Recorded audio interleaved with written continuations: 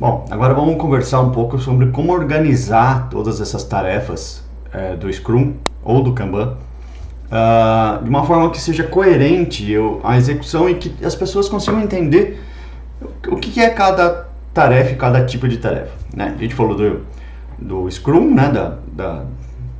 Do fluxo do trabalho, a gente falou do Story Points, que a gente vai medir o tamanho dessa tarefa.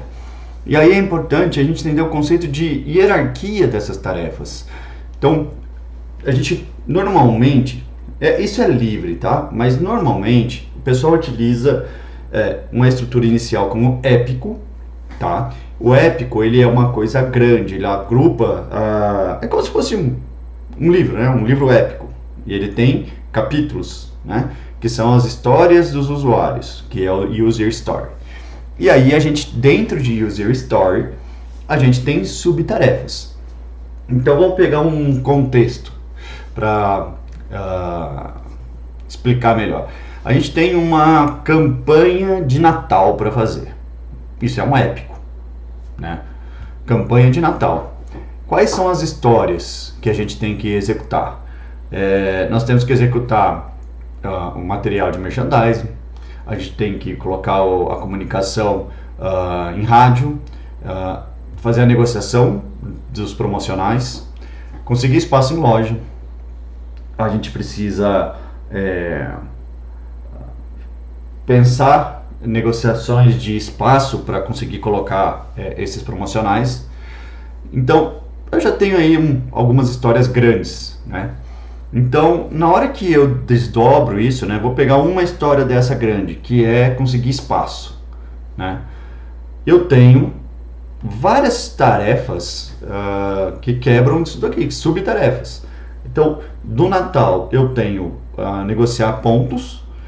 Pontos, eu vou ter as subtarefas, negociar na loja A, negociar na loja B, negociar na loja C, né? Cada tarefa dessa, subtarefa dessa, eu vou ter uma complexidade. E aí eu já consigo começar a medir meu time, né? Falar, a gente consegue negociar, a gente gasta mais ou menos umas 3 Story Points para negociar. Então tem ali os subtarefas. Então, para completar o épico, eu tenho várias histórias para serem entregues, né? E essa história tem subtarefas. Então eu consigo ver como é que eu estou aqui no resultado aqui do negociação de pontos para o Natal. Olha, a gente tinha 200 subtarefas, e aí a gente pode, e aí vai muito do tamanho do seu trabalho. Imagine que eu tenho lá, negociar pontos de venda, espaço para o Natal. Eu posso criar histórias, eu negociar espaços do Natal, norte, sul, sudeste. E essa história, ela tem que ser grande o suficiente para caber num ciclo do Scrum. Ou seja, isso é uma negociação que a gente vai gastar uma semana, 2 semanas.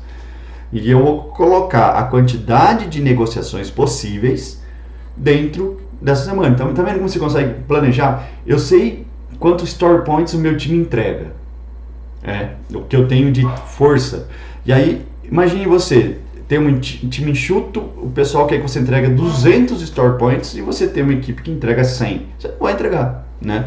Então, você vai pegar lá, vai medir cada tarefa, qual é a complexidade dela, quanto vale os pontos, quanto o seu time consegue entregar, que aí a gente vai falar num outro, falando sobre a velocidade do time, que é são relatórios específicos de Scrum que facilita para você entender isso. Eu chamo lead time, depois eu explico melhor no outro vídeo. Mas imagine que você organizar isso em grandes épicos, que pode ser o seu calendário promocional, que pode ser a sua estrutura de ação, depende muito de cada setor, mas as grandes negociações, e aí você ir quebrando até a quantidade de tarefas e saber o que tem que ser feito, né? O grande problema é que ninguém sabe o que tem que ser feito, né? Olha, precisa fazer lá, ativa esse produto, faz isso daqui. Se a gente fizer isso com antecedência, gastar um tempo antes, né? E agora é o momento de fazer isso, né? Esse mês e o próximo são momentos que você já devia fazer o Scrum e já deixar as 52 semanas com todos os seus épicos principais. Depois você já consegue quebrar para as histórias, e depois você pode quebrar subtask, e essa subtask seu time pode quebrar, né?